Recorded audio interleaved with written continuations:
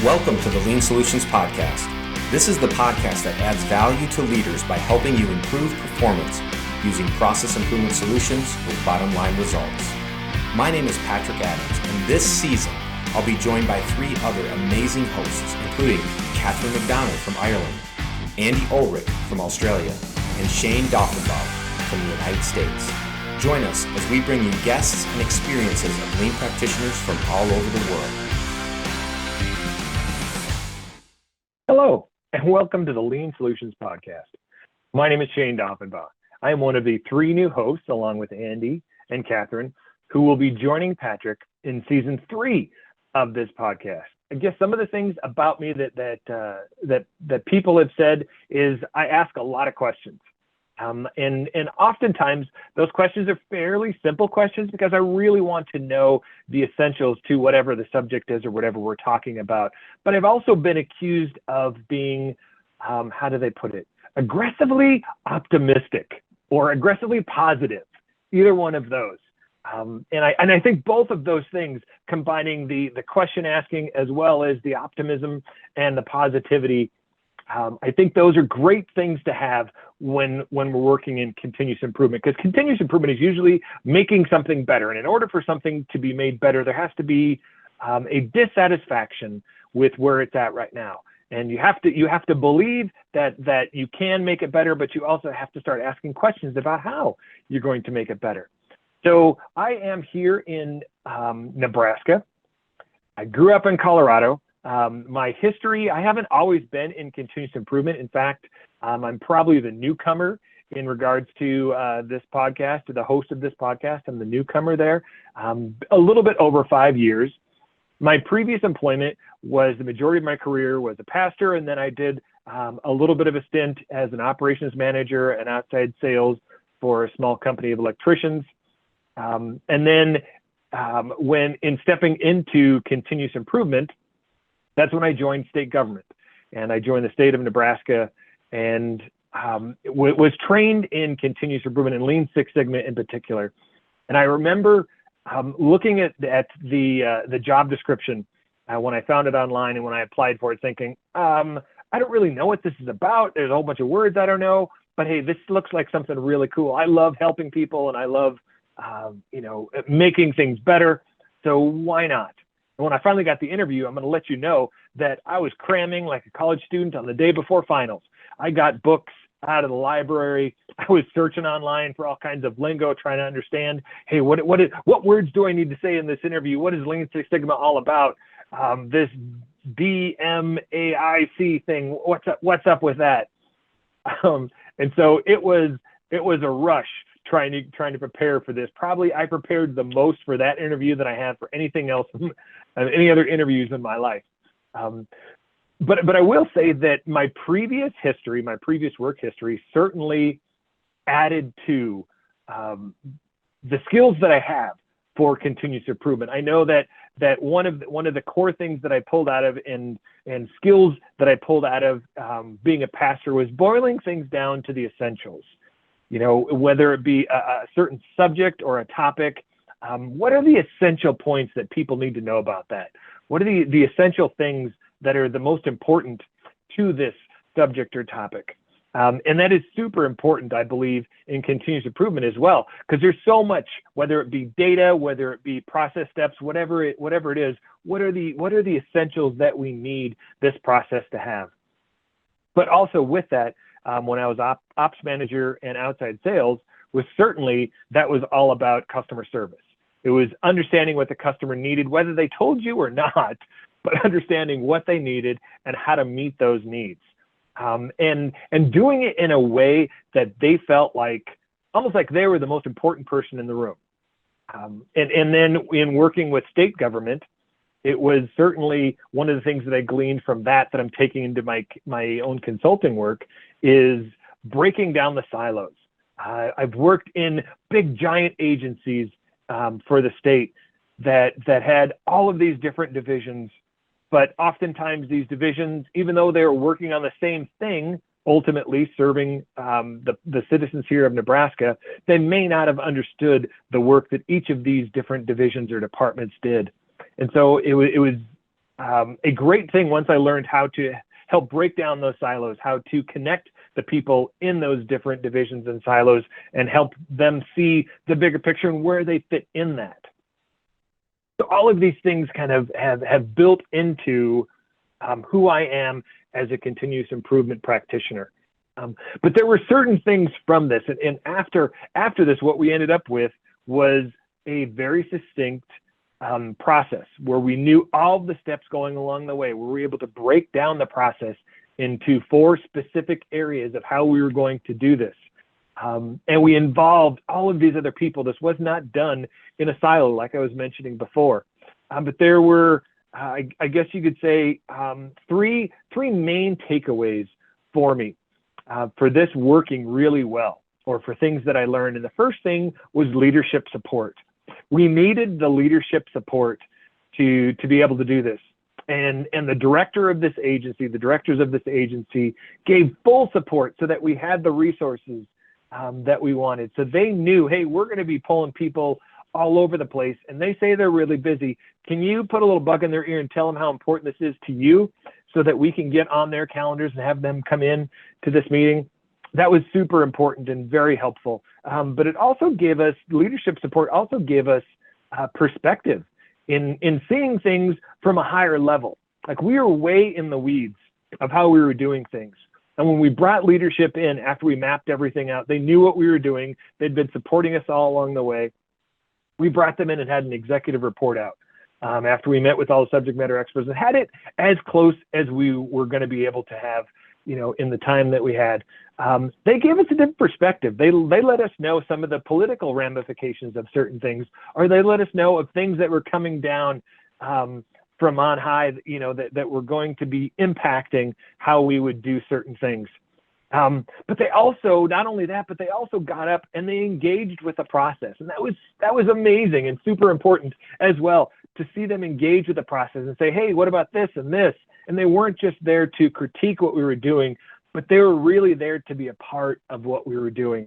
And the thing that I remember the most, because of how we did things, because we had, certain things in place, with this methodology, it's really important that you have a charter, that you understand what the scope is, that you're able to collect some data, at least, to understand what's going on, and that you have a particular way of doing things that is a logical progression, even if it's iterative. But what that gave the leadership was trust in the team. And so even though we were setting something up that we've never done before, the leadership still, after we were done and we were able to show them, they trusted in the team that this process was going to work. And that was incredibly helpful and affirming to all the hard work that was done by everyone. And even when we were bringing in the subject matter experts and we were kind of, messing in other people's pudding, so to speak, they were incredibly helpful with that. No one really stood off and said, hey, no, that's mine, leave it alone. Everyone worked together. And all of that gave us that trust that what we were doing was important, that was adequate, and hey, if this is the way you say it's going to work, let's do it. We believe in you. That was super important and affirming to the people that were involved. That I really appreciated the leadership that they did that. So that was the first thing, was leadership support. That really helped out this Kaizen. The other thing that I learned is making it visual.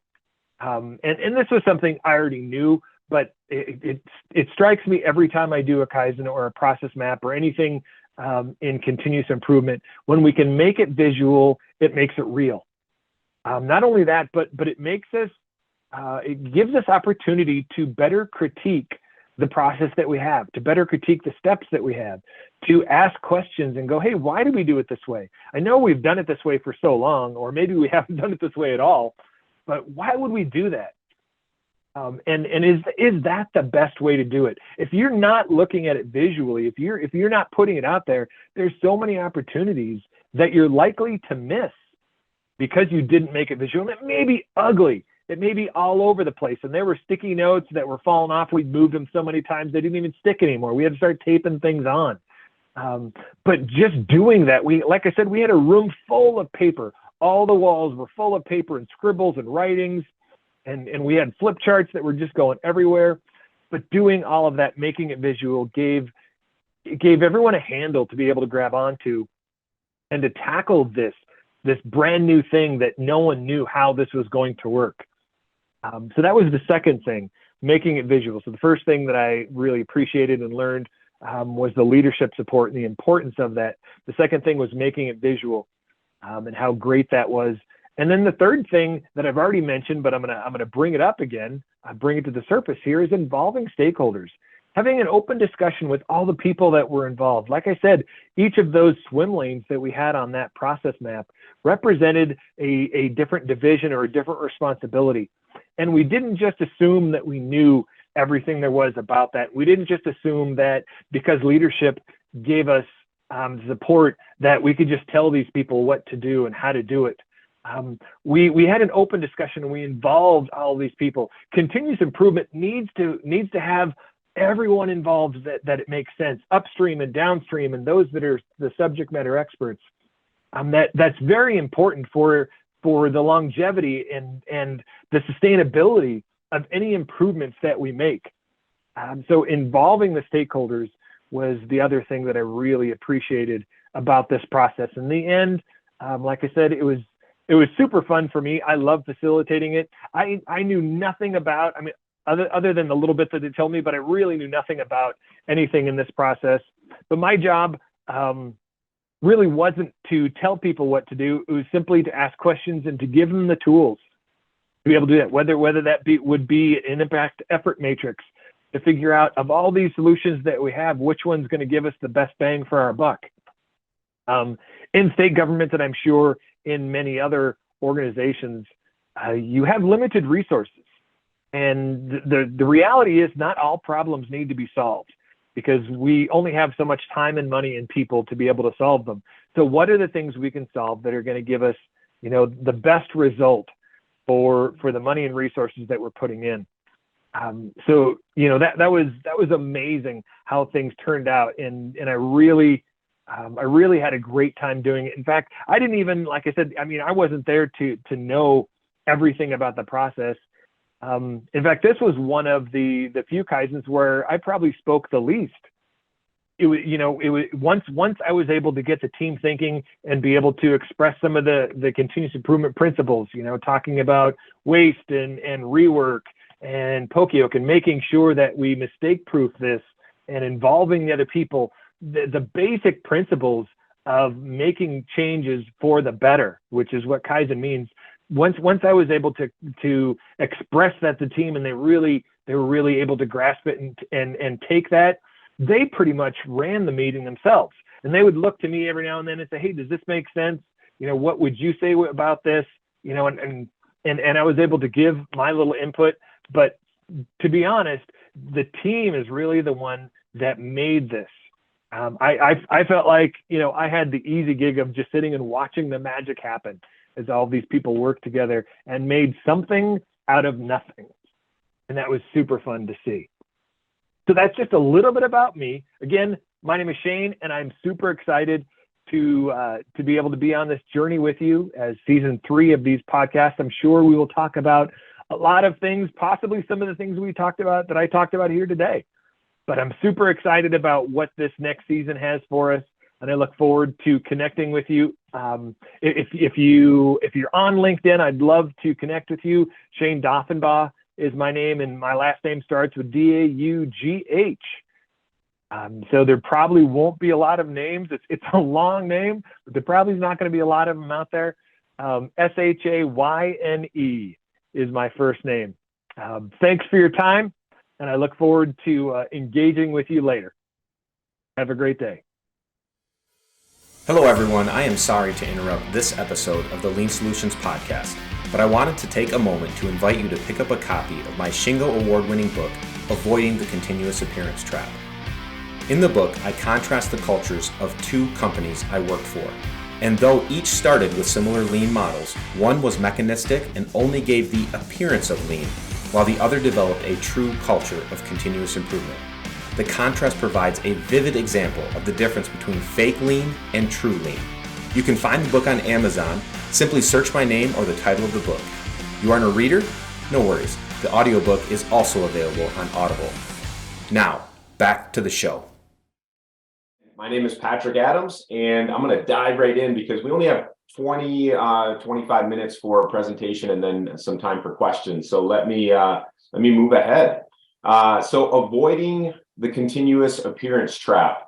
I've had a lot of people ask me, why the title? Where did this come from? What is continuous appearance? Right? Why is this the title of your book? And what I want all of you to know is just a little bit of my background, because I think that this will help you to understand a little bit more about the book and about continuous appearance versus continuous improvement. So earlier in my career, I worked for two companies, and these two companies were very, very similar at the surface level, right? So if you were to walk into either of these companies, both of them were very similar. Both companies would say that Lean or Six Sigma were their continuous improvement methodology that they use. Both had very similar visual management, or like artifacts, what I call. If you were to walk in, you would see 5S activities going on. You'd see different colors, visual management tape on the floors. You'd see value stream maps on the walls. You'd see similar KPIs like safety, cost, quality, delivery, maybe culture or morale. Both had very similar org structures, right? So in walking through these two companies, they would look very, very similar at the surface level. However, underneath everything at the surface level, things were very different. In fact, one of those companies had a very terrible culture. The turnover was through the roof. The KPIs were in the dumps, right? People hated to work there. It was just a terrible place for people to work at, and people could feel that, right? The other company had an amazing culture. In fact, they had what I would consider a true culture of continuous improvement to the core, right? Their KPIs were right where they needed to be. Their turnover was very low. People loved working there. People stayed there long term because they just enjoyed the culture. They loved being a part of a company where they could use their minds and they could be involved and engaged in the activities that were happening at that company. So you have to ask yourself, right? What was the difference? What was the difference between these two companies?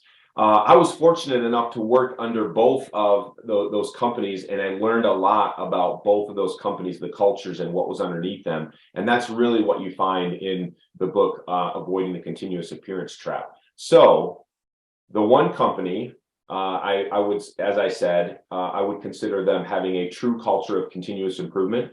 In the book, I call them company continuous improvement.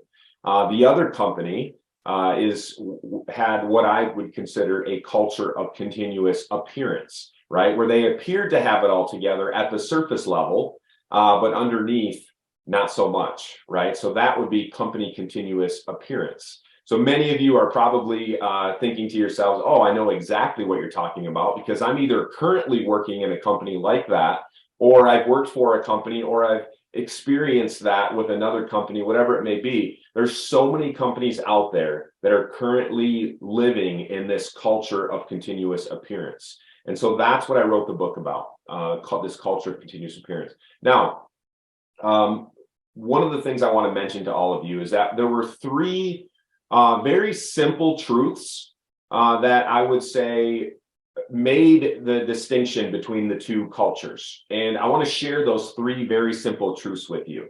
And then we'll talk about why that's important. So the first thing that I think is important for everyone to understand is that one company set very clear expectations, while the other company did not, right? One company enabled action, and we'll talk a little bit more about that here in a minute. One company sustained the results, right? Now, again, I would say these are three very simple concepts, right? This isn't rocket science. But what I will say is, in spending time in both of these organizations, what I found at Company Continuous Appearance was that it was very spotty with these three areas. So sometimes I would see an area or department of the business that set very clear expectations, right? And they enabled action. They empowered people to actually do the continuous improvement work. They might have even set apart time for them to step out of their normal roles and actually apply their learnings to improve the business, right? However, they didn't sustain the actions. They had no sustainment plan in place, right? So a new leader would come in and everything would change, and the current direction would then change to a new direction, right? So there was no sustainment. And when this happened, none of the change was sustained. Nothing that had been put in place, nothing that had been laid out by the employees or the leaders in that organization was sustained. It would all just fall apart. And you hear the term flavor of the month, right? There's flavor of the month activities happening all the time at company continuous appearance.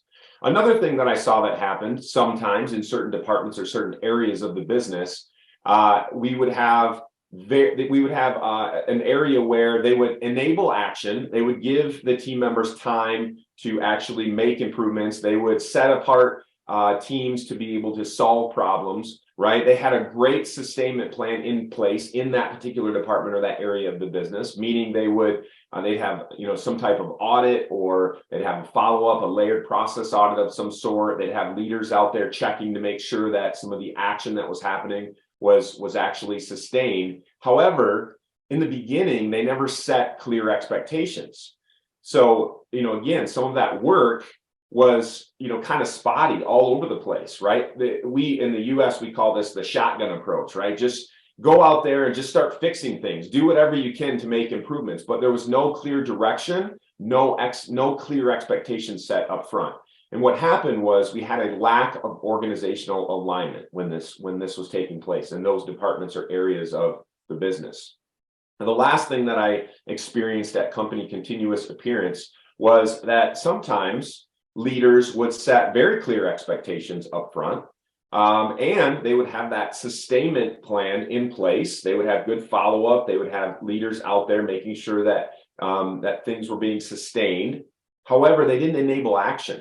Right? They were so busy that they said, we don't have time for continuous improvement. We don't have time to set apart, 5 minutes a day for a tier meeting. We don't have time to allow you to be able to do some of these activities, right? So instead, what they had was mediocre results. Instead of having exponential results, they had mediocre results. Now, the difference was at company continuous improvement, right? The company that had a true culture of continuous improvement. The difference there was leaders across the entire business. And this was a global organization. And I could go into a site in Michigan and I could see one thing happening, and I could go to a site in Poland and I could see another thing happening. And on both of those sites, they were very much aligned, right? Both of those sites had set clear expectations, which were all aligned to the corporate goals, right? So they set clear expectations. They enabled actions at both of these organizations because they knew the power of enabling team members to actually work on continuous improvement. They gave them time to be able to actually solve problems, right? So they enabled action, and they had great sustainment in place. So they had layered process audits in place. They had team members across the entire business, from executive leaders to mid-managers to frontline leaders to maintenance personnel that were involved in layered process audits. So they had great sustainment in place. And the result of that was a true culture of continuous improvement. So I want to share that with you. Again, it's 3 very simple truths, but I want to go back to the book real quick, because in the book, instead of chapter titles, I actually use questions. Which is interesting, right? Questions. Why questions? I use 12 strategic questions that anyone can understand, very simple questions, but anyone can understand what's truly underneath their culture. Are you living in a culture of continuous appearance, or are you living in a culture of continuous improvement, right? The 12 questions give anyone the ability to assess their operations and begin taking action right away. But again, why questions? Right? Why would I ask questions? Why questions at all? Why not just If I worked in this organization where they had a true culture of continuous improvement, why wouldn't I just give you the roadmap? Why wouldn't I just say, take these 5 steps to develop a culture of continuous improvement, or follow this 12-step roadmap to develop your lean transformation? Why wouldn't I do that? Well, there's a reason, right?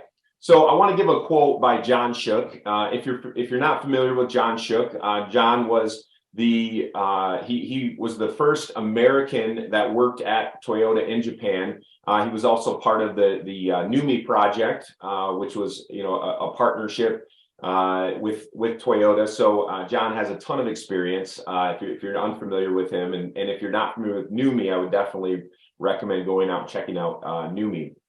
But John said, lean management is very much about asking the right questions and trying things or encouraging others to try things. Lean management itself is not about providing the right answers, but it's very much about asking the right questions, right? You have to ask yourself, your organization, the right questions. And by asking yourself the right questions, right, it becomes this process of learning, right, versus a process of correcting. So the point is, I want individuals who are reading the book, I want them to begin their own scientific thinking for their organization, right? I want them to start on this path of learning. So I want them to answer the questions for themselves, rather than copying a roadmap or another organization, even copying Toyota, right? The solutions that Toyota created were in response to very specific problems that Toyota was having at a time in an industry with a team and a culture that's probably different than yours. So your solutions or your answers to the questions are probably going to be different than someone else's. So that's why I use questions. So what I'd like to do today is I want to ask all of you a question, and I want to use the answer to that question to kind of talk about a few other things before we end today. So the first question that I have for you is, what is culture? I want you to really think about the culture that you have, because everyone on this webinar, everyone listening to this podcast has a culture. You already have a culture, whether you've worked on it or not. A culture is the result of very specific inputs. Okay, so culture is an output. Culture happens. It happens based on your leaders, your mid-management, your team leaders, your individuals, your frontline workers. It happens because of their behaviors, their actions, their beliefs, right? The things that they do, where they spend their time, all of those are very specific inputs to what then becomes an output, your culture, right? So that's how I really think about culture, right? So for organizations or for leaders that I've worked with, many leaders who ask the question, why is our culture not changing? I want a learning culture. I want a culture of continuous improvement. Let's make it happen, right? This is the vision that I have. This is the end result that I'm looking for. Why is it not happening, right? And the problem is that they're not changing the inputs. All they're doing is trying to change the output without doing any work to the inputs up front, right? So what is the definition of insanity, right? What's the definition of insanity? The definition of insanity is doing the same thing over and over again, but expecting different results, right? So many leaders are out there saying, I want a different culture. I want a learning culture. I want a different result. I want a different outcome, but they're not changing the inputs, right? That's complete insanity. Leaders have to rewind. They have to look back and they have to go, okay, let's look at the inputs. Let's look at our behaviors. Let's look at our actions. Let's look at the beliefs, the areas where our leaders are spending their time, right? That's what we have to look at. Those are the inputs that we can change, right? If we want to change the culture. Now, I want to ask you another question based on what I just said. Can you really change culture? right? If culture is an output, can you really change it? Do you believe that it's possible to actually change your culture, to actually change the outputs? If you did change the inputs, would the output be different? That's my question for you next. So you guys had a poll. I'm not sure what the results of that poll were yet at this point, but I want to share with you, or you have a poll. Now you have a poll. So I want to share with you a study that was done by McKinsey.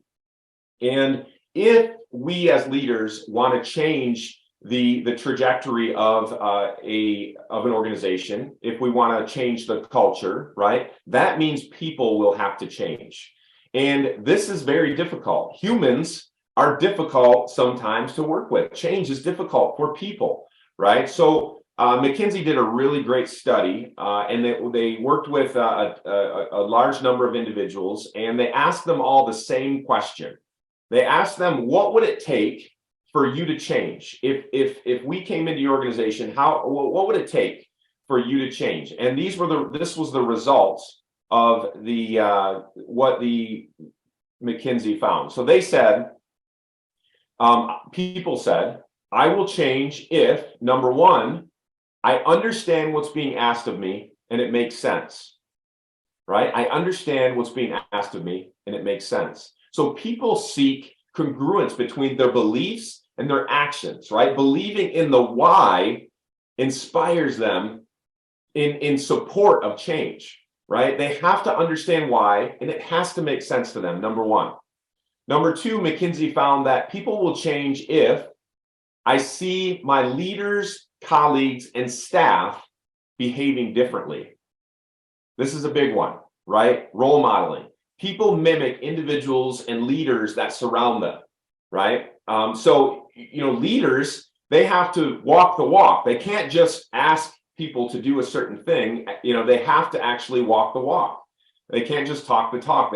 They have to do what they say, right? So that's an important one. Number three, they said, I will change if I have the skills and opportunities to behave in a new way, right? The old saying, you can't teach a dog new tricks. Throw that out the window. You can teach a dog new tricks. Give them the skills, give them the abilities, teach them, help develop them, coach them, because that's what they need in order to accept the change that you're offering to them.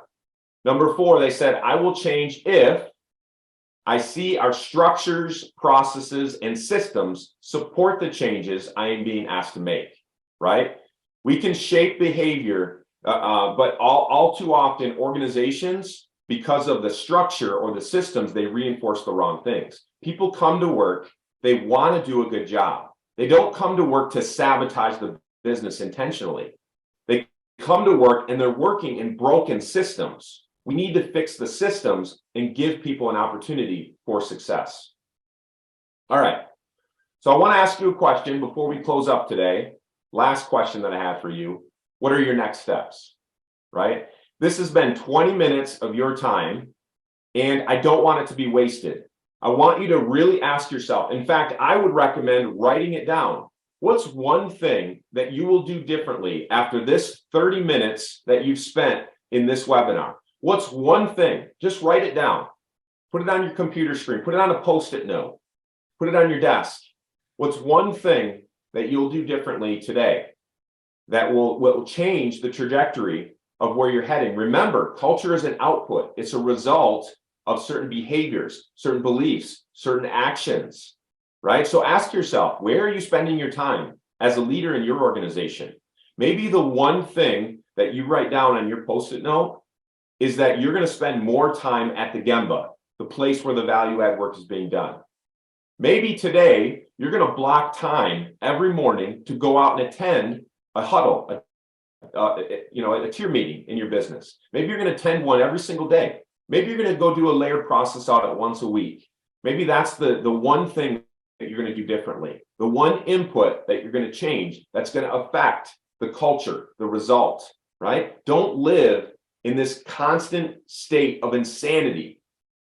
Be ready to change yourself, right? Take those steps yourself so that you can see the change in your organization. Thanks so much for tuning in to this episode of the Lean Solutions Podcast. If you haven't done so already, please be sure to subscribe. This way you'll get updates as new episodes become available. If you feel so inclined, please give us a review. Thank you so much.